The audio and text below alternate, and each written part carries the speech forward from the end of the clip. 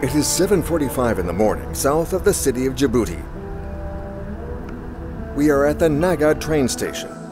This imposing building is the point of departure for the Djibouti-Addis Ababa line, opened in January 2018. While the passengers take their places, Yusuf Jamafara, one of the line's managers, is busy discussing the day's instructions with a group of Chinese technicians.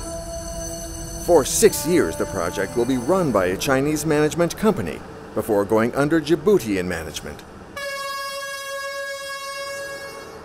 Before the new line, Djiboutians had to make the journey to Ethiopia by bus or by plane if they could afford it.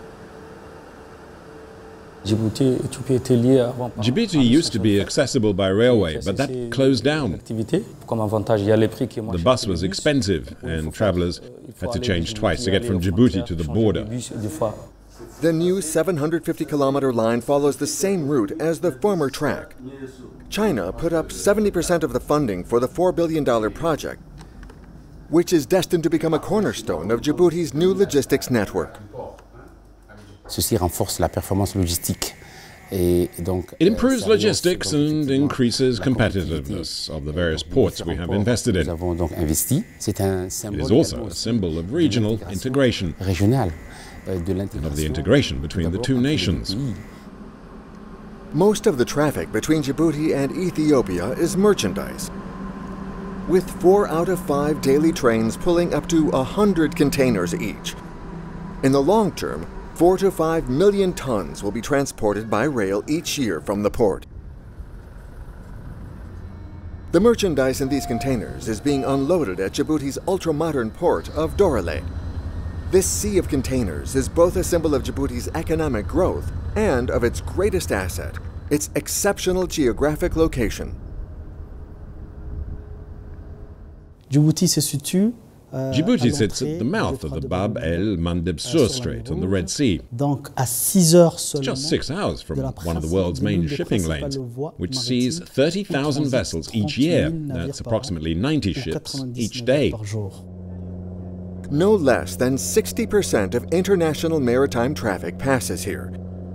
These figures also tell the story of Ethiopia's thriving economy. Since 1998, the port of Djibouti is a transit point for its neighbors' entire trade, with 1,500 trucks a day, or by rail to Addis Ababa. Nos deux, si je puis dire, vecteurs de croissance. Our two vectors for growth are Ethiopian growth and the cross-border shipping along our coast. Qui passe le long de notre côte. A total of 13 billion in Ethiopian imports and 3 billion in exports transit via Djibouti.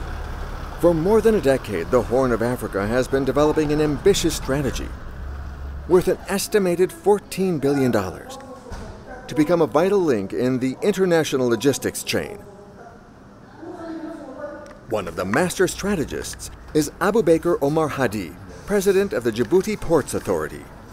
Djibouti is not a major market, but it is the gateway for a vast market made up of a dozen landlocked countries with around 400 million consumers. Our task is to enable them to trade with the rest of the world. The Port Authority already has an impressive roster, starting with DMT, the Delore Multipurpose Terminal, which can receive the world's biggest container ships. The Port Authority also has regional ports specialized in the transport of potash and salt, Air Djibouti Airlines, and the Free Zone. In total, these institutions have an annual turnover of $650 million, and they look set to make far more. We have diversified our offer and specialized the terminals. In less than 10 years, the government of Djibouti has set up 5 ports, with a 6th under construction. In 2006, we had our first tanker port. In 2009, the DCT container terminal. In 2017, the DMT, and then the ports of Tadjoura and Gubei. Beyond Delore is the Djibouti International Free Zone with 140 hectares of available installations. 30 or more foreign companies have seized their chance. The area will eventually cover 40 square kilometers. The area is devoted to logistics, trade, light industries. We're in the process of attracting industries so they can produce goods here in the free zone for the markets of the African continent. All of these projects are counting on growth in Ethiopia and in landlocked African nations, a well-thought-out bet that is attracting competition from other ports. Competition is heating up, and we are gearing up as well, so we can satisfy our clients' requirements. We have no other source of wealth. Our wealth is the port area.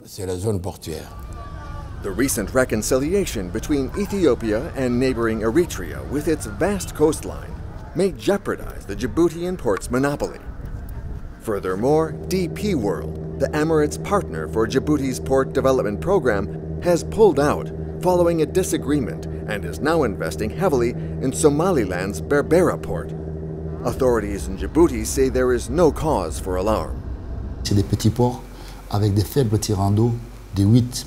These are small ports with shallow drafts of around 8 meters. We have a 20-meter draft for all tankers and 18 for the container ships. Our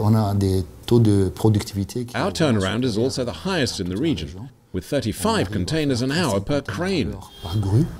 In the space of a few years, Djibouti has become a vital platform on what is known as the new maritime Silk Route between China, Europe, and Africa.